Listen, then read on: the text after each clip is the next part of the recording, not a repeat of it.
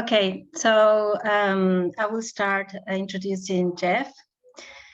Well, first, welcome everyone. Thanks for coming, all of you. We're very happy to have this webinar today with Geoff Bil. He's an historian of science, and I'm super excited to have him here because I'm really much interested in history of science, and we had some other talks about political ecology and other issues, also very exciting. But I think history of science is a field that has a lot to tell and can help us to understand many things and that science is doing now. So Geoff is a visiting assistant professor in the Department of History at the University of Delaware, and he specializes in the 19th and 20th century botany, anthropology, empire, indigenous history, and environmental history. And I think all of these disciplines are very relevant for what we do in GEOS. So thanks for being here, Geoff. What I also find fascinating is that Geoff has two book projects that I'm really much looking forward to read, and I really hope you finish them soon. These two book projects are about ethnosciences and also about indigenous knowledge and how Europeans have actually start to name these different plants and materials that they have found in different regions of the world. And today, Geoff will present to us the talk, Imperial Vernacular, Phytonymy, I'm not really sure how to pronounce that, philology and disciplinarity in the Indo-Pacific 18th and 19th centuries. So Geoff, you're muted, I think. I cannot hear you. I'm unmuted now. Yeah. Okay. So please go ahead. Okay. Thank you for being here with us today. Sure. Well, good morning / good afternoon. I assume everybody's in the Netherlands, so good afternoon to all of you. I want to begin by thanking Professor Nieves Delgado for inviting me to be part of this webinar, and also to Professor Ludwig for his organizational efforts. And you both, I've looked at your online profiles as well, and you both have really interesting and interdisciplinary research that I'm excited to learn more about. And of course, we may not have time to discuss this, very many areas of overlap in our time today, but I do hope there will be opportunities down the line to do so. And also just glancing at some of the names on the webinar schedule, I feel very honored to be in such esteemed company. So thank you so much for inviting me. And of course, as I mentioned a few minutes ago, many thanks for agreeing to move the time frame to allow me to fit this talk into my teaching schedule. I'm happy to say that I will be able to stay until 5:15 your time, but I do have to cut it off right there and then. So hopefully there'll be time for some discussion at the end of the presentation. One last bit of, I should just say I have 3 people entered the waiting room. Oh, I can admit them. Oh, there we go. Okay. I'll try and keep an eye on that so that I'm not excluding people. One last bit of introduction before I get into the main body of the talk.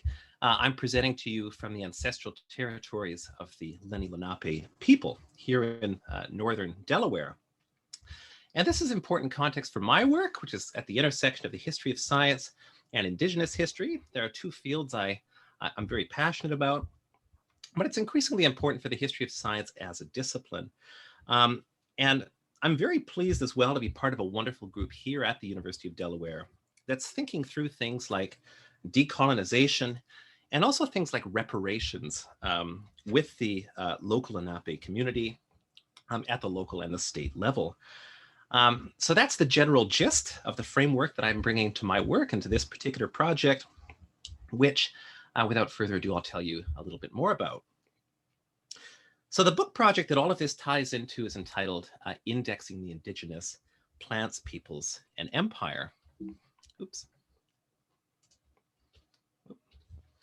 And the book is certainly in dialogue with what historians of botany and empire have written with respect to botany being a discipline that alienates indigenous plant names and knowledges from their contexts of origin, and in doing so invalidates and delegitimizes them. So this comes across in work by Londa Schiebinger, Alan Buell, David McKay, Beth Fowkes-Tobin, and a few others, all very relevant names for anyone who's looking to learn more about this field. And I certainly agree with much of their work. I find it extremely useful and productive, definitely well worth reading. But I do depart somewhat from the overriding emphasis in much of this work on how imperial structures have fed into the extinction of indigenous plant knowledge. And my departure from that framework is informed by a couple of big things.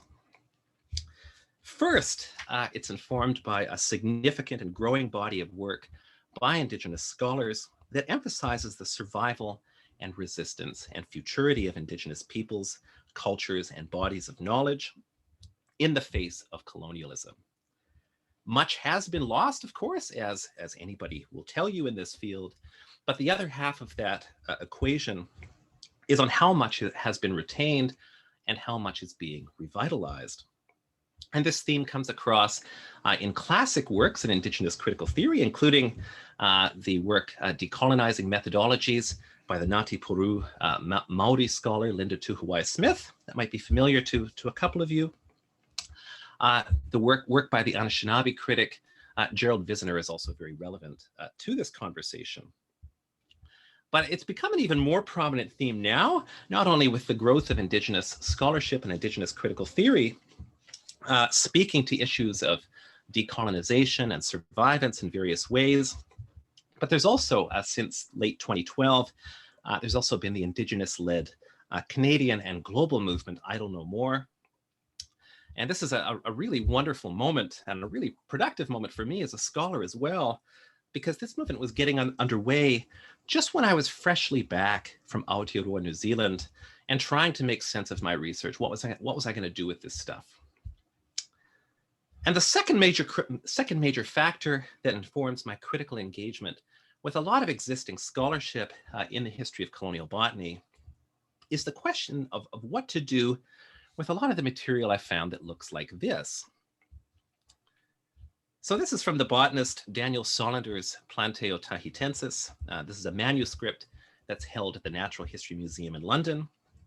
And in this manuscript, you can see in the the second column there, the second big column, Solander took particular pains to record Tahitian plant names during the first Cook voyage visit to Tahiti. The second piece here, this is a notebook from a missionary botanist named William Colenso in Aotearoa, written around 1839, in which Colenso records Maori plant names alongside other information.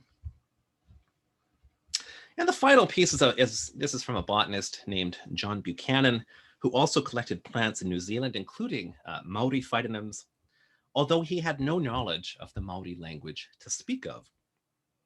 And there's a lot more material like this. I just kept encountering reams and reams of this, and the existing frameworks that I was working with from my reading in the field struck me as being somewhat, leaving a little bit to be desired in terms of how to grapple with this panoply of indigenous plant names circulating in these colonial and imperial contexts. So in thinking through this material and in thinking with a lot of indigenous authored criticism, it seemed to me that I needed something more than what the prevailing critical emphasis on indigenous knowledge extinction had to offer. And then it occurred to me, rather than write a history that traces the ascendancy of Latin plant names and Eurocentric classifications, why don't I use this work to trace the circulation and translation of indigenous phytonyms within the context of imperial and colonial science? Right? How do I write a history about things that aren't disappearing? Right? Things that are legible, right? Now, is there somebody? I wonder if everybody could make sure that they mute themselves, unless that's my microphone making that noise. Now, the story I'm telling in the book begins with the late 18th century voyage of James Cook's HMS Endeavour to the Pacific. And in particular, I'm concerned with the time that Joseph Banks, Daniel Solander, and Sidney Parkinson spent in Tahiti. They went elsewhere, of course, including to Aotearoa, but the manuscript records for Tahiti are far more extensive, and that's quite significant for my purposes. And this manuscript, Daniel Solander's Plante Hotahitensis, as we saw a couple minutes ago, which resides at the Natural History Museum in London, has been almost entirely overlooked by historians, including historians of science. And this manuscript is key to this part of the book, precisely because of the plenitude of Tahitian plant names and other vocabulary that are recorded here. And this document is significant for my purposes in a couple of ways. Firstly, because it shows that indigenous plant knowledge was very important to the most scientifically trained botanist on the expedition. I'm referring to Daniel Solander, who trained directly under Linnaeus and was widely seen as, well, comported himself and was seen by Linnaeus as one of his apostles. Most historians assume that Sidney Parkinson, the artist, was the one who took the most interest in Tahitian plant vocabulary. And this assumption aligns quite neatly with a contemporary two cultures framework, in which scholars still routinely draw ahistorical dividing lines between the arts on the one hand and scientific disciplines on the other, when these divisions really don't hold any water at all for earlier periods. So using this manuscript enables me to demonstrate very conclusively that that's not the case. But this archival material is significant for me for yet another reason, which is that it displays how Tahitian indigenous plant names went from being in a position of prominence, right, on the left-hand side of the page, as my little red arrow there attempts to point out. This is within the initial cursory notes that Solander was taking at Tahiti. But as the manuscripts move through successive stages of publication, as the information gets abstracted into different frameworks, indigenous plant names are gradually moved to ever more subsidiary positions.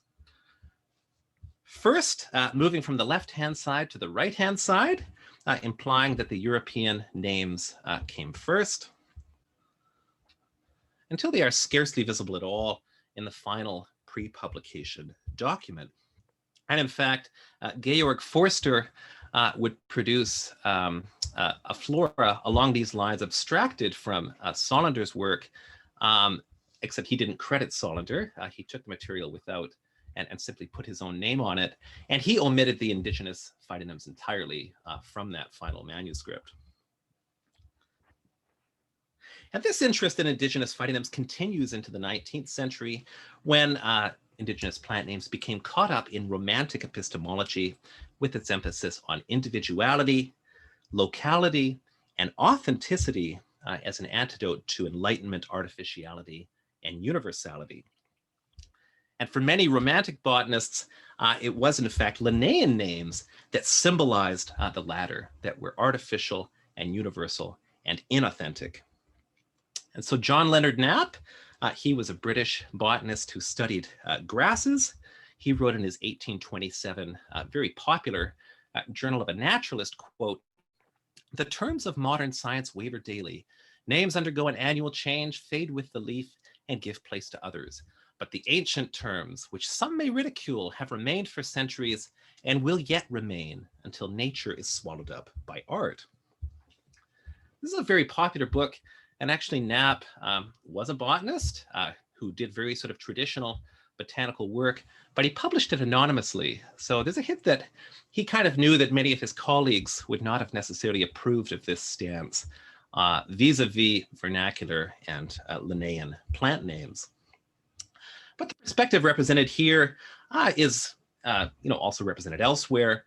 The peasant poet John Clare, another British commentator, felt very similarly about the vernacular names of plants, as did William Wordsworth, Samuel Taylor Coleridge, and many others. Also among that number is the aforementioned William Colenso in Aotearoa. Now, Colenso's unpublished letters and journals are replete with examples of the advantages to be had from being relatively fluent in the Maori language. So in this rough copy notebook example here, I apologize for the blurring there. This lists a number of plants. The Maori name is given first, and this is followed by a provisional translation. So for some plants, Colenso, being a botanist, recognized the Latinate genera. In this case, Autitauranga is a plant that Colenso recognized as a species of Pimelia. While for others, the translation was quite a bit more difficult. So rohe, for instance, this is a term that Colenso interpreted to mean trees placed alongside of a road in plantation. Now today, the term rohe in the Maori language refers to a boundary or to a polity, but here it's by no means clear in this particular case whether rohe refers to the use of a particular tree to mark a plantation, or whether it's simply denoting the process of boundary making using trees or perhaps using something else. Now, Colenso's linguistic know-how would improve substantially over time. This is quite early in his time in New Zealand. And there are a number of examples in later letters in which Colenso is searching out new plant species. And this involved a complex process of triangulating Maori plant names, uses, physical descriptions, and habitat information. But that is in Colenso's private notebook. In his published writing, Colenso represents his relationship to Maori knowledge, also known as Matauranga Maori, very differently. So Colenso frequently writes in a self-consciously romantic vein, interspersing poetry, aestheticized descriptions of scenery, and a good quantity of European binomial phytonyms represented with the blue arrows there. And here and there, strategically placed an occasional Maori plant name represented there with the giant red arrow. So in this kind of work, this is his published persona, Colenso is primarily concerned to bolster his credentials as a scientific botanist to metropolitan Europe, while the use of Maori plant names also serves a very important purpose, because here they're being used to authenticate Colenso's position as an intermediary between a local floral and cultural context on the one hand, and the universalist language of imperial botany on the other hand. And this method of self-presentation largely worked. William Jackson Hooker, the director at Kew Gardens, introduced an essay of Colenso's by describing how the missionary's skills in the Maori language gave him advantages over other naturalists. And to judge from the number of botanists who sought out Colenso and other Maori language-speaking intermediaries into the 1860s and beyond, this sentiment was widely shared. In fact, one of those botanists who sought out Colenso's expertise was William Jackson Hooker's son, Joseph Dalton Hooker, when he visited Aotearoa in the 1840s. Not everyone felt this way about indigenous plant names, however. And an important turning point in how indigenous cultures, phytonyms, and knowledges were viewed is represented, I would argue, in the figure of Alexander von Humboldt. Humboldt's extremely influential personal narrative, which described his scientific explorations in the Americas from 1799 to 1804, tended to skip over indigenous plant names in favor of Latin phytonyms. And this is not perhaps too surprising, given that Humboldt traveled widely and had very little time, I assume, and perhaps very little interest in acquainting himself with any particular indigenous language or indigenous culture. Linnaean systematics, on the other hand, Humboldt considered to be superior in the sense that they worked to standardize and universalize plant names that would otherwise be subjected to infinite linguistic and cultural variation over time. So in some ways, this is quite an overt contradiction of the perspective of Knapp and others who viewed Linnaean classifications as the ones that were ephemeral and transitory. And the priority that Humboldt accorded Linnaean phytonyms can be seen in his essay on the geography of plants. This is widely considered to be a founding text in biogeography, And at the center of it, very famously, is a fold-out map of Mount Chimborazo, which is in present-day Ecuador. Of course, one of the most obvious features of the illustration is all of the text inscribed onto the mountain face there. As many of you probably know, one of Humboldt's major contributions, which this cross-section here intended to illustrate in part, was the phenomenon of isotherms. Right? The idea that many plants that grew at higher altitudes in equatorial regions also grew at higher latitudes in temperate parts of the world. And key to making these kinds of connections for Humboldt was the universalist system of nomenclature propounded by Linnaeus. And so not surprisingly, it's Linnaean general and Linnaean specific names or abbreviations of them that are the names that feature on the mountain face there. Now, where Humboldt did see a use for indigenous phytonyms, on the other hand, was in searching out the origins of cultivated plants. And these cultivated plants, he discovered, frequently adopted the names of their cultures of origin, or phonetic interpretations of them.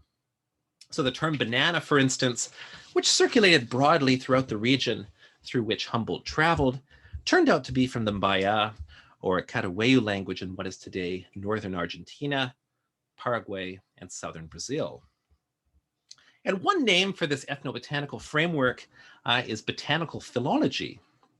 And botanical philology did not speak a great deal to the interests of economic botanists or bioprospectors, but it did appeal to many plant geographers, ethnologists, and philologists, particularly if they held somewhat chauvinistic views on race and indigeneity.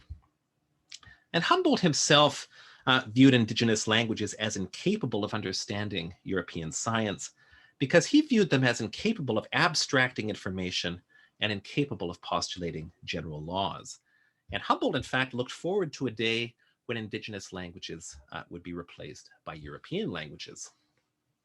It's not something that we often hear about Humboldt in the kind of hagiographical way in which he's often described in recent works. And it's an omission that I find very striking.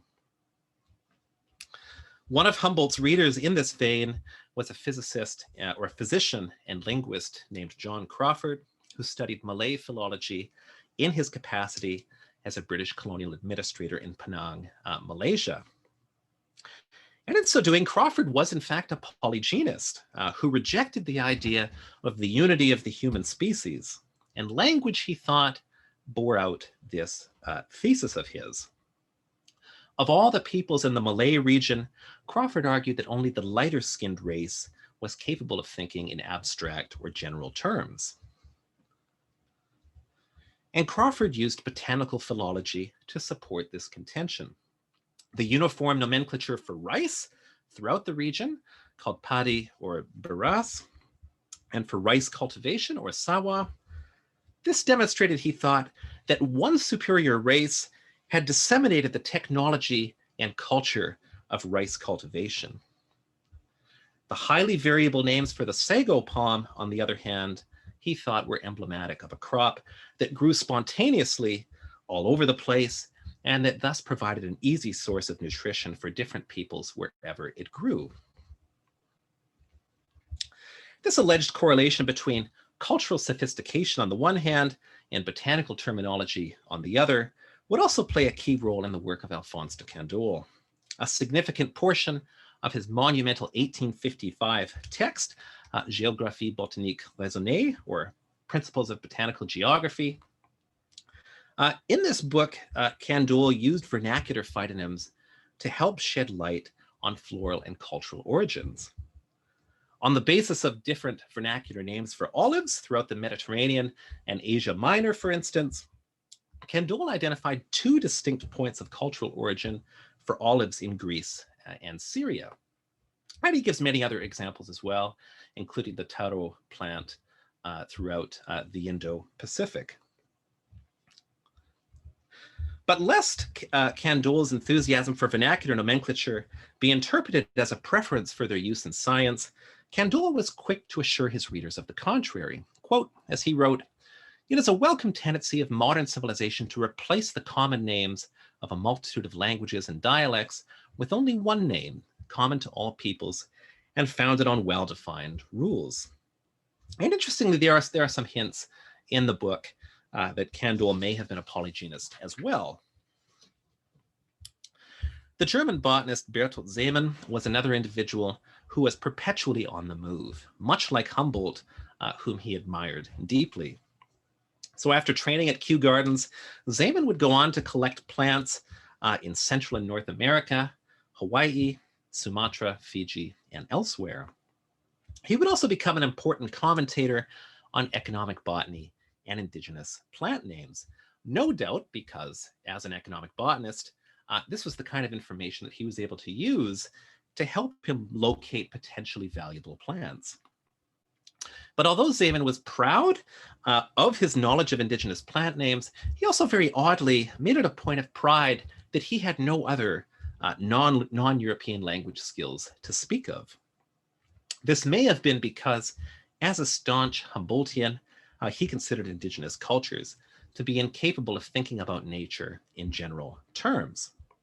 And so he argued incorrectly that Kanaka Maoli in Hawaii, for instance, that the indigenous people had specific names for plants, but no generic names. So on this basis, Seemann looked forward to the extinction of the Hawaiian language and people and their replacement with their English counterparts, languages and peoples he assumed who were capable of abstracting and forming general concepts.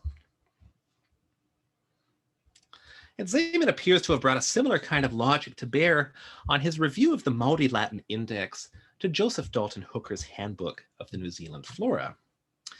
So while the likes of Colenso the missionary were using their acquaintance with the Maori language to glean intellectual and material assistance in locating rare and valuable plants, Seemann chose to emphasize the philological value of Maori phytonyms in helping to ascertain the origins of New Zealand's plants and peoples.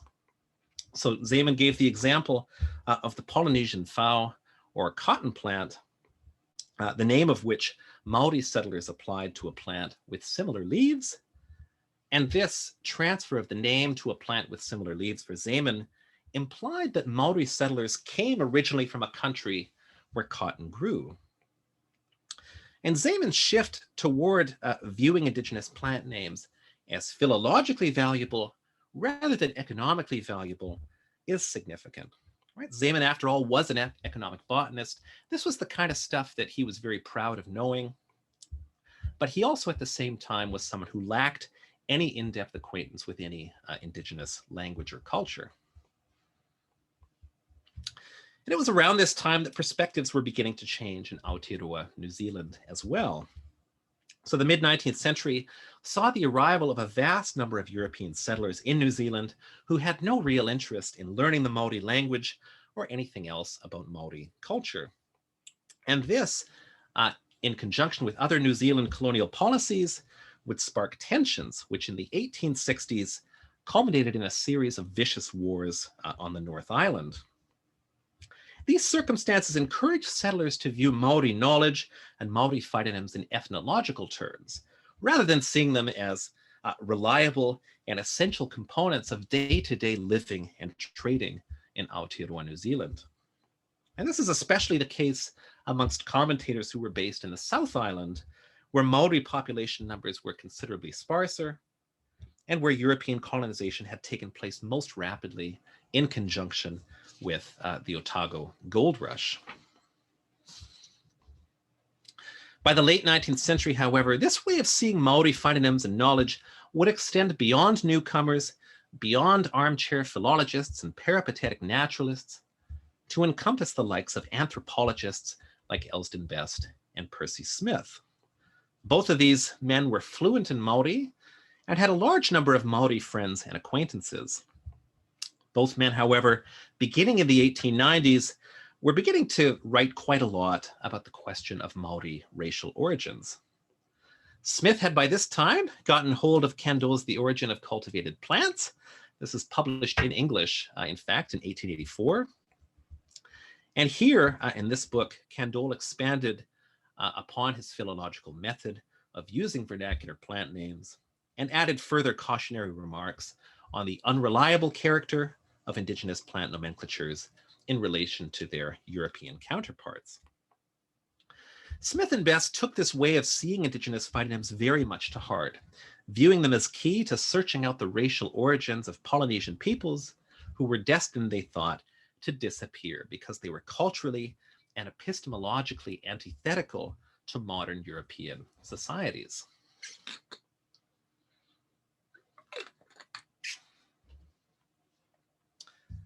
Smith expounded this methodology in an 1892 article on the ethnology of the South Pacific island of Futuna.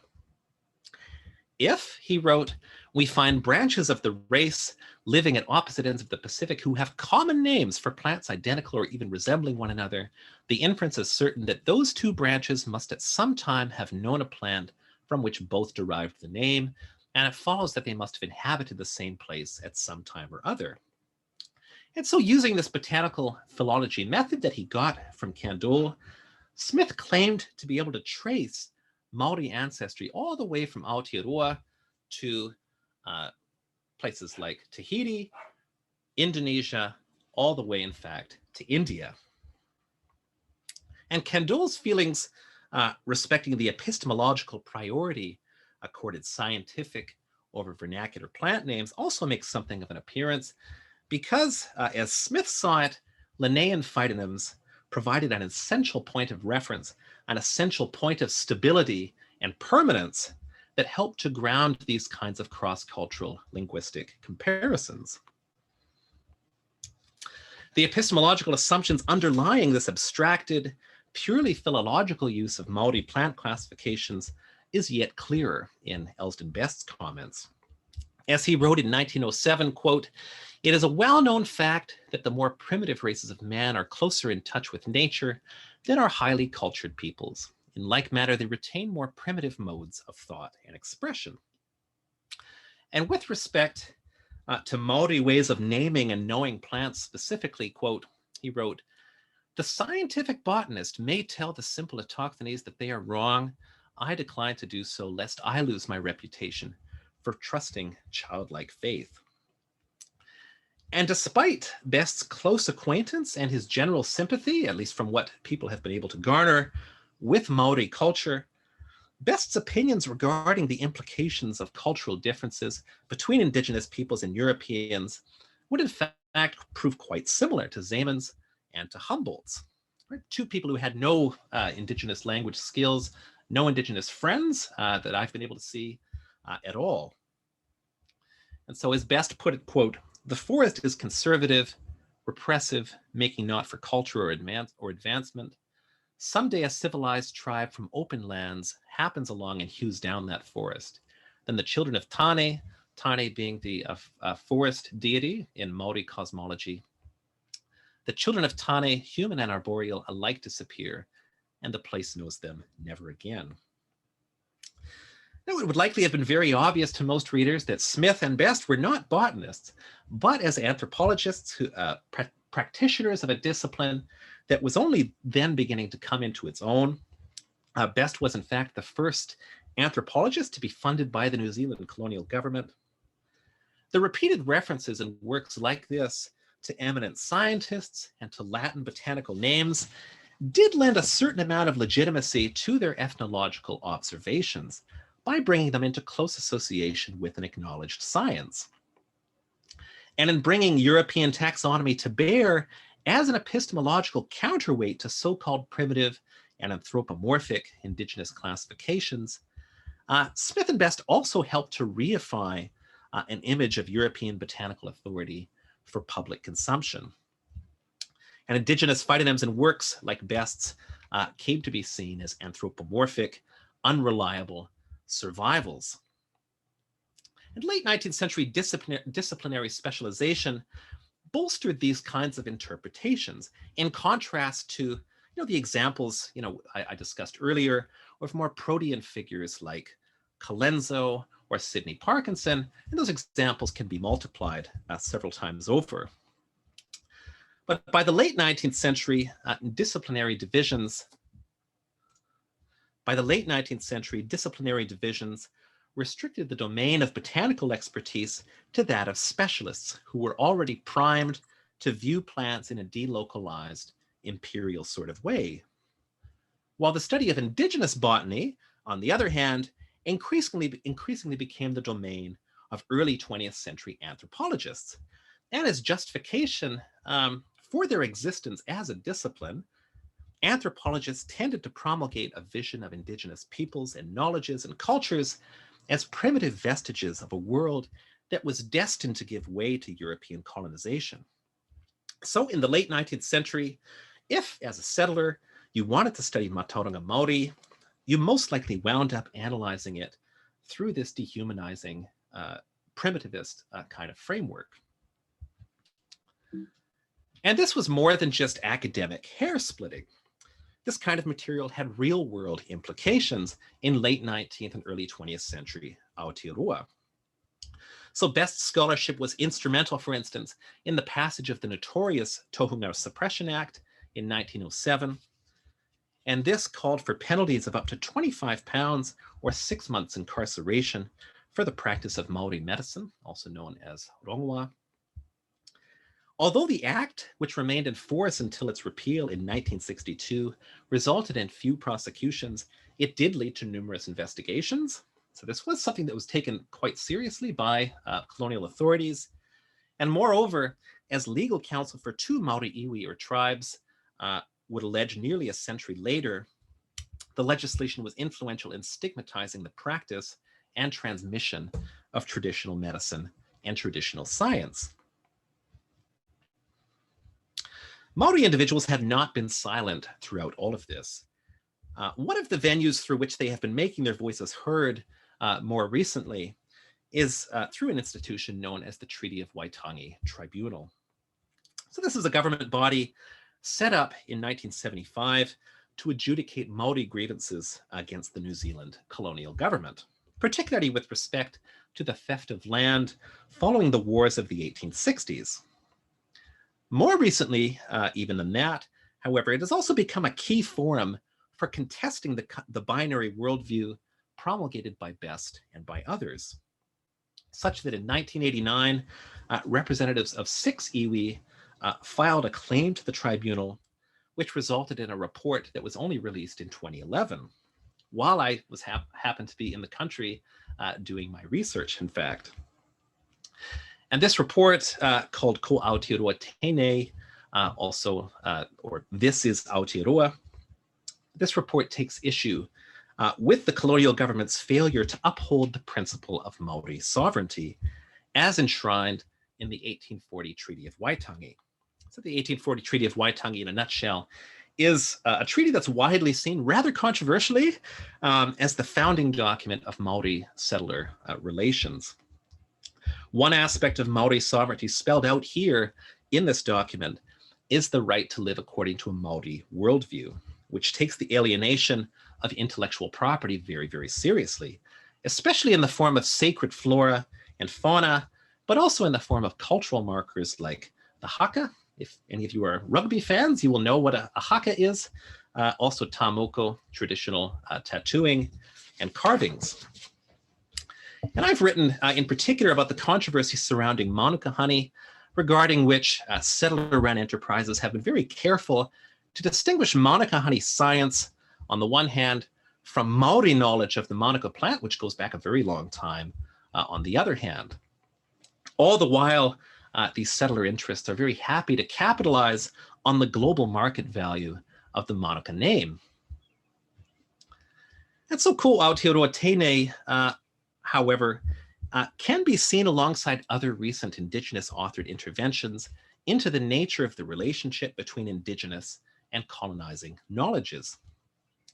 The Waitaha scholar Makere Stewart Harawira, for instance, describes how the overarching philosophy of Matauranga Māori is embodied in the figure of the koru, or the unfolding fern, which is in a state of constant movement and expansion. It circles back on its origins without ever returning to them. It seamlessly connects the present, the past, and the future, and it fuses the material with the spiritual. The Kanaka Maoli historian Maile Arvin paints a similar picture when she describes Polynesian epistemologies that, quote, envision the future by walking forward into the past. Such perspectives on the relationship between Western and Indigenous knowledges hint at the expropriationist logic at work in dichotomies promulgated by the likes of Humboldt, Crawford, and Best, as well as by more recent entities that undertake to profit from excluding so-called traditional communities with ties to the land and knowledge from the promises of scientific modernity. They also highlight the constructed and contested nature of received and otherwise expedient ways of classifying cultures, nomenclatures, and ways of knowing in a historical and colonial context that is still very much unfolding today. That's all I have. I look forward to your questions and comments.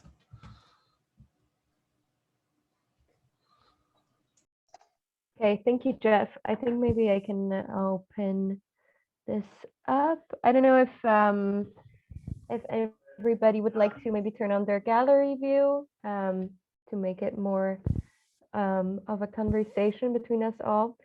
And if you would like to ask a question, please go ahead and raise your hand and unmute yourself.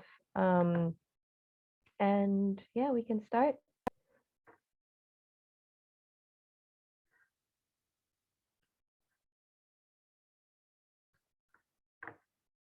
Okay, then maybe I'll start with the first. Oh no, sorry, David, go ahead. Julia, you can go first too. No, please. I mean, so much interesting material and so many questions actually. but so one thing that was really interesting for me is that the historical story that you've been telling is something that I didn't know anything about really, because it kind of ends by the time where my historical knowledge starts, like the 20th century debates and anthropology and ethnobiology and the way how the field kind of became institutionalized. And I think one of the core controversies in the 20th century development of that field was kind of the move from this kind of more utilitarian vision of how indigenous plant names are created, like the idea that like indigenous plant names largely reflect certain users, right? Like names for plants that have certain agricultural or medicinal uses, to this more intellectualist vision of the idea that indigenous people basically pick out the same species as Linnaean taxonomy, right? And so in a way that controversy between utilitarianists and intellectualists, I think is, in a way, has never really been resolved, and it's still implicitly ongoing. So I was kind of wondering how you would relate the story that you've been telling to these more recent histories of debates about indigenous nomenclature. That's a great question. And it actually relates to the follow-up project to this one, Fields of Empire, which I got to get the first book out of the way before I can dive into that one again.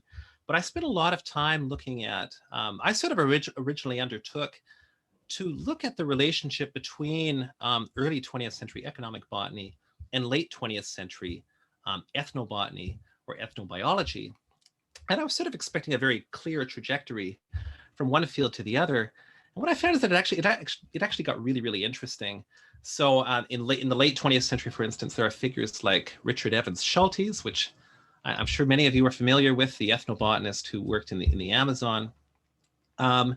And others like him who are very sort of interested in economic aspects of finding things like traditional medicines and finding ways to extract active chemical agents and patent them and make lots of money.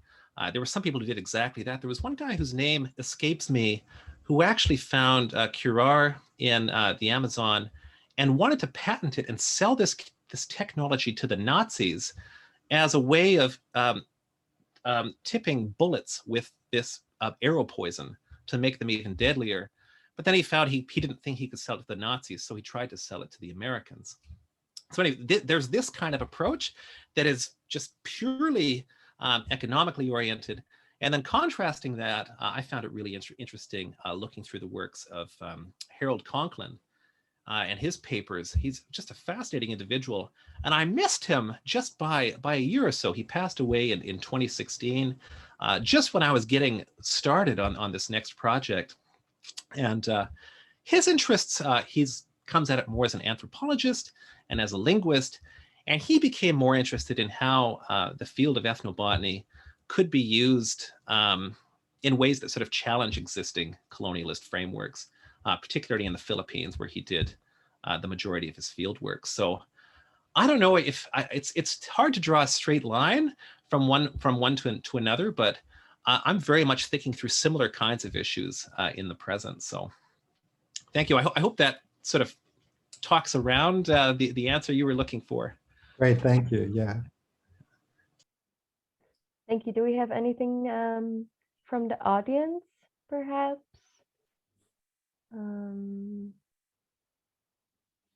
Okay, then I'll go ahead with my question. So what I want to ask is, you know, there is a certain binary relationship between local versus abstract, or local versus universal. And what I'm wondering about is, do you see, first of all, do you see that, given your research, do you see that as a constructed, because that's sort of how I understood it, that this is a constructed binary, not something that's really observable. And in relation to that, how do you see the possibility of destabilizing these binaries? Are you an optimist with, you know, given that you mentioned in the beginning that you're aligning yourself with, you know, projects of indigenous self-determination, what's your sort of, how do you see the prospects of destabilizing that? Yeah, that's another fantastic question. So yeah, I mean, so in other versions of this talk that I've given elsewhere, I open with a conversation or with a comparison between Maori perspectives of a tree called kahikatea. I can't remember the Linnaean name for the life of me. Oh, no, I can't remember it. Sorry. But the Linnaean name and the version of that plant that gets represented in European flora versus the version that Maori peoples, or most Maori peoples, acknowledge, where it's descended alongside Maori peoples from the same forest deity known as Tane. Tane himself being the forest deity who's descended from the union of the sky and the earth, Rangi and Papa. And the plant has enormous value within Maori communities as a medicine, as something that they build houses out of, and so on and so forth. Compared to that, with the version that comes across in Joseph Dalton Hooker's Handbook of the New Zealand Flora, where it's abstracted. He's not very interested in who's using it. He doesn't, that's kind of in the fine print down below. He's not interested in any of this cultural stuff. All he wants to know is the specific morphology of the plant that allows him to slot it into whatever classification that he wants. And that difference is, very compelling. It's kind of there on the surface. One way of reconciling those differences, though, I'm really inspired by the work of Robin Wall Kimmerer. She wrote a very popular book entitled Braiding Sweetgrass. It's kind of a bestseller. And she writes about she's an indigenous woman from an Anishinaabe background. And she writes about bringing Linnaean names into conversation with indigenous knowledge and indigenous plant names. And she very explicitly talks about how, if I recall correctly, how Linnaean names have this beauty in categorizing things universally, but they lack the stories and the sort of embedded cultural and spiritual knowledge that give plants value on a local level. And so she's a botanist. So she quite comfortably brings these things into conversation with each other. And more broadly, it's been a while since I've done this kind of reading and research, but my understanding that within the context of revitalization of traditional languages and traditional knowledges, and also traditional landscapes, that these two languages that we use to talk about plants can be vital when brought together. In terms of a Linnaean name or a Latin botanical name that has universal currency that can be used in discourses of conservation and so on. But it's that embeddedness in local languages and local contexts, local uses, local values, that actually enables these plants and knowledges surrounding them to be preserved. So I do see very significant differences in my work. And translating between these two knowledge systems is difficult. Harold Conklin would argue that it's impossible. But I think brought together, they can be very useful together. Okay, thank you. Abby? Yeah, thank you so much for this wonderful talk. There are so many things to discuss. And yeah, I also like David. I was not really familiar with all this deep history, and I really like your paper actually. And this thing on Humboldt, I've never read something wrong about him before actually. Like everyone says that, oh, Humboldt was so great, and he actually thought that Mexicans were rational people and stuff. And well, it was actually kind of something new to discover. And yeah.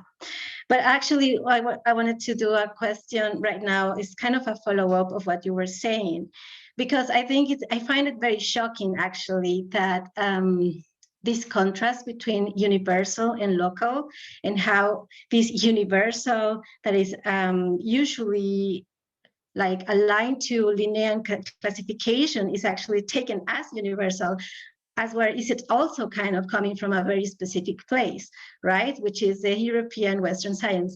So I wonder if in your, I don't know, in your connection to these discussions on futurity and these new actors who are actually like current indigenous people who are trying to revitalize their culture and so on, whether there's a discussion on how to deal with this traditional ideas of universal versus local and the dichotomies that also Julia was talking about. Okay. Well, in the context of Aotearoa, New Zealand, a lot of this stuff is happening under the auspices of the Treaty of Waitangi Tribunal. So that's one important place where these conversations are happening surrounding revitalization and decolonization. It's a bit of a problem. The whole premise of the tribunal is a little bit problematic because it kind of assumes that there's a legitimacy for the settler side of things to be heard as well. And it's not something that understandably everybody agrees with. There's another organization that the name escapes me, Landcare New Zealand, Manaki Whenua. It's an organization in the South Island that explicitly brings together Maori knowledges and traditional knowledge surrounding species and species revitalization, together with these kinds of universalist discourses. I had some contact with them years ago. One of the women there who plays quite a prominent role is from a Maori background, and again, you're not going to find, this is not something that everybody is going to agree with. There are parts of Aotearoa where Maori peoples do not and have never acknowledged the legitimacy of the settler colonial government. The Urewera region is the region that comes to mind immediately on that front. But there are spaces, Manaki Whenua and the Treaty of Waitangi Tribunal, where those conversations are happening. There's also Maori individuals that have actually gotten involved. And again, this draws on my acquaintance with the Manuka honey issue, the Manuka honey controversy. Maori individuals that have become involved in the patenting process of patenting Manuka honey applications, and also who have become involved in the global distribution and of Manuka honey. And this is sometimes a relationship that crosses between different iwi. in different parts of New Zealand, iwi that wouldn't necessarily otherwise be all that interested in collaborating on things. So these sort of traditional modern divides are being crossed in different ways. It's not always something that people agree on, but it is nonetheless happening. I have a bit of a follow-up, if that's okay. Because I was also curious about the changing politics of relating local knowledge to academic biological knowledge, and the more historical parts of your story and how they connect to the current politics. Because it seemed to me that they're like the politics of building those relations is kind of historically changing quite dramatically. And when you presented the earlier historical material of colonial scientists claiming that indigenous people are not able to think in general terms and to kind of grasp the Linnaean taxa or something, it kind of becomes understandable why a lot of ethnobiologists thought it would be like a politically progressive move to claim and to point out that indigenous people also recognize species just as Western scientists. But I think in more recent, like 20, 30 years or so, the politics has kind of shifted of people being critical of that move by basically saying, well, it's not the only way of legitimizing indigenous knowledge to show that it's basically similar to Western academic knowledge, right? So would you agree that the politics of that kind of building those relations is then kind of changing over time, and that it now looks very different than it looked like, let's say, 50 years ago then? Yeah, and again, I love this because it bridges my one project with my next project, two completely different time frames and geographical contexts. But yeah, there are two contexts I can speak to, one from 1930s Sumatra and an ethnobiologist there, one of the first really in sort of the American development of the field of ethnobiology. His name was Harley Harris Bartlett, and he worked very closely with a group of people in highland northeastern Sumatra. And the people who were there were very worried about the fact that Dutch and US-owned enterprises were claiming more and more of their land, and they were being pushed further and further away from their homelands. And so what Bartlett did, at least insofar as I've been able to read through the material, is that he was able to get himself adopted as a I can't remember the term, this is a while ago, but as a chief or as an authority, an honorary authority figure within that particular village. And my understanding is that they were using him as an intermediary to legitimize the ties that they had to plants, to knowledges, and to the landscapes in which they lived, as sort of a counterweight against the rubber industry, which was trying to vacuum up all of the land and use it for their own interests. And so Bartlett was one of these folks who made this claim about, well, we Western scientists have our taxonomies, and they line up explicitly and exactly with indigenous taxonomies. And so from what I've been able to glean, that came out of the relationships that he was building with the people at the local level. Harold Conklin, on the other hand, this is in the 1970s, 1960s, 70s, 80s, was starting to claim precisely something very different about Ifugao traditional knowledge, that it did not line up exactly with Western classifications, because he saw that as a way where Western classifications, or Westerners, could in a way claim territory, could claim knowledge or claim a relationship with a species that was impossible to have. It wasn't the relationship. This was the sort of thing that was only possible if you lived with a species and if it was embedded in your day-to-day lives and embedded with your spiritual values. So in some ways, from what I've been able to glean, you have two people, and they knew each other, by the way. They met very briefly towards the end of Bartlett's life in the Philippines. But two different individuals trying, I think, to do something very similar and going about it in different ways. And I'm still in the process of reading through these archival materials and trying to figure out what exactly it was that sparked that change. I mean, for one thing, I could say that Bartlett didn't spend as much time in Sumatra as Conklin did in Ifugao in the Philippines.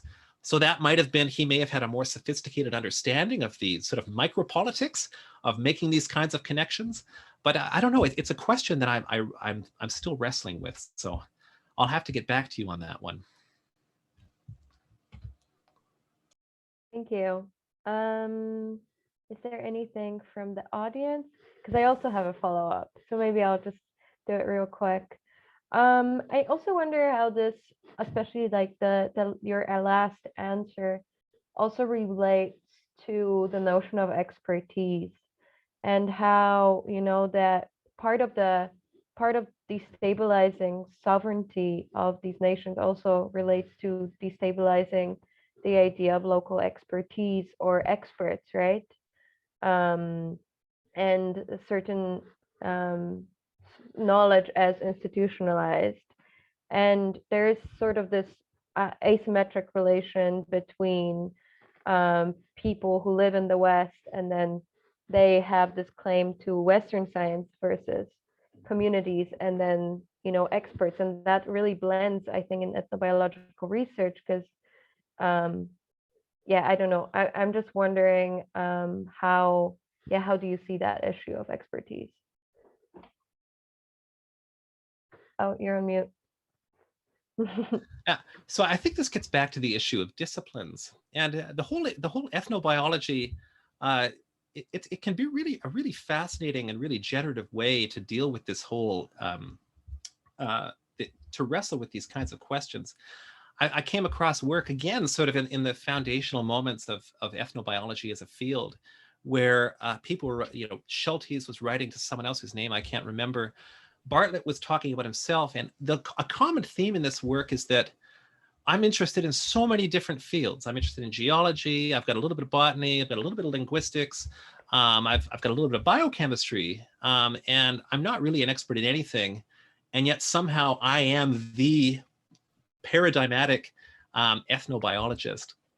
And so that's very, very interesting. There's sort of this jack of all trades, master of none identity that goes along with being a good ethnobotanist or ethnobiologist. In an indigenous context, I'm inspired by a lot of research, by my own research, but also by a lot of indigenous commentary on the nature of the Western Academy, the Western Colonial Academy, especially in the US and Canada and other settler colonial contexts, where expertise is defined very narrowly in disciplinary terms. And it's about lifting knowledge with respect to an indigenous context. Disciplines typically lift knowledge out of a context in which it makes sense and it has value. So the discussion about Rangi and Papa and Tane and Kahikatea within a Maori cultural context, all of that stuff is, and you know, the use of the plant in medicines and other ways and foods, all of that is tied into what I guess you could say is Mataranga Maori or Maori conception of plant-based knowledge and expertise. Take that expertise and compartmentalize it in all of these Western disciplines, and it's a way of making it look ridiculous because it doesn't make sense. This is not botany. This is not science. And it's got all of this other stuff that doesn't seem to belong together within a Western disciplinary context. So in my work, I find it really productive thinking through the shifting politics of disciplines and what expertise means in these different contexts. So I don't know if that's the answer you were looking for, but it's a really generative question for me. So thank you. Yeah, I agree. I think it's a very interesting to also deconstruct the project of Western science, to really sort of, you know, destabilize that dichotomy from both sides by elevating on one hand the disadvantage points of view, and then also destroying the myth of sort of this you know, sort of homogeneous project, which it's not, and it's never been. All right, do we have any? Another follow-up is just this answer and this discussion about experts made me think about some of us in the group. I guess everyone is dealing most of the time with transdisciplinary discussions in which we actually have many kinds of experts. Not only, I mean, the list is scientists, but we also have, you know, like traditional experts or like local experts rather, and policymakers and all sorts of stuff. And I was thinking that, I don't know, at least until this point, I didn't really realize that actually we may be incurring that problem when we are actually like naming someone in a local community an expert by looking at this expert through our own eyes as a disciplinary kind of constrained way of looking at expertise. So that was my own reflection. This was not a question, but what I wanted to ask actually, and it's a very big question, and if you don't want to answer, it's fine. But this audience here that you have is not, they're not historians of science. They're also perhaps not philosophers of science. We are more like very multidisciplinary and dealing with like issues that concern political ecology and current environmental crisis and debates between local knowledge and scientific knowledge. So I wonder if you have thought, I mean, also because you're interested in this futurity part of your project and how the past links to the future and to the present. I don't know, I was wondering if you could say how can people who is not necessarily doing history of science can make use of this wonderful research that you have, because of course not every expert in the very like westernized way of seeing it have the chance to go so deep into history, but how can we actually make use of that in a very utilitarian way, so to say? Oh, that's the million-dollar question. And it's something that I think about a lot. I don't know if it's just because I'm a historian or if it's because of the stage of career that I'm at, but because of my interests, and obviously in the United States, especially with Idle No More still going strong and with Black Lives Matter and all of these really, really pressing issues. And, you know, what are we doing in the academy that's actually contributing to these processes? I mean, it's something I think about quite a lot, and I struggle with it, to be honest. And that's part of the reason why I mentioned my connection with this group at the University of Delaware that is actually working towards things like reparations and decolonization at the university level. It's really, really complicated. We're now in the process of researching how the University of Delaware actually what was founded not only on the displacement of Indigenous peoples from Delaware, but also owing to the land grant system on the displacement of Indigenous peoples in California and Arizona, to say nothing of the fact that the buildings on the campus here were built, the first buildings were built using slave labor. So we're in the process of thinking through how to turn the university from this predatory, parasitic, colonizing institution into something that's different or tries to work in the other direction. And to be honest, I think, speaking for everybody in the group, we're working towards that. We don't have any great answers other than turning ourselves into a forum for discussing, you know, Lenape needs, whether it's attracting Lenape students and retaining Lenape faculty. We're still working on how to do that. In terms of my work in the Maori context, a number of years ago, I mean, I don't live anywhere near New Zealand, unfortunately. I wish I did. But I did have the pleasure of presenting at a conference a few years ago in Hawaii. And I came right after a Maori woman from the South Island. And she was a very hard act to follow because she was talking about these things in ways that I'm far more sophisticated than I could. But she did tell me afterwards, because she was not primarily a historian, she was actually involved in some of these community level decisions regarding manuka honey, which you can imagine made me extremely interested. But she did actually say that she thought that my work could be useful in terms of contextualizing the kinds of claims that they were making, that the South Island Ngāi Tahu was making vis-a-vis the settler government. again, I don't want to inflate my contribution there. My understanding is that it was probably just be, my book, when it comes out, would just be part of the library of evidence that they're using to marshal against the New Zealand colonial government's policies vis-a-vis Maori peoples. But it is something, and it's wonderful actually to be in a virtual forum with other people who are thinking through these things as well. To be continued, I guess is the best answer I could give to that. Great. I think we need to wrap it up because Geoff has to jump into teaching in 1 minute. Thank you so much for taking the time.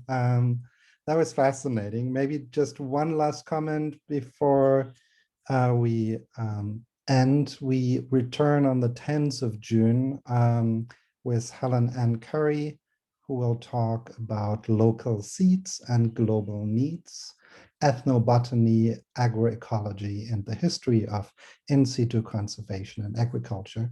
So in a way, it would very nicely follow up on what we've been talking about today. Thank you so much. Have a beautiful day or evening, depending on where you are. Thank you so much, Geoff. Thank you. Yeah, thank you to all of you. It was such a pleasure. I hope we get to meet in person someday. We should do that, definitely. Bye. Bye-bye. Bye-bye.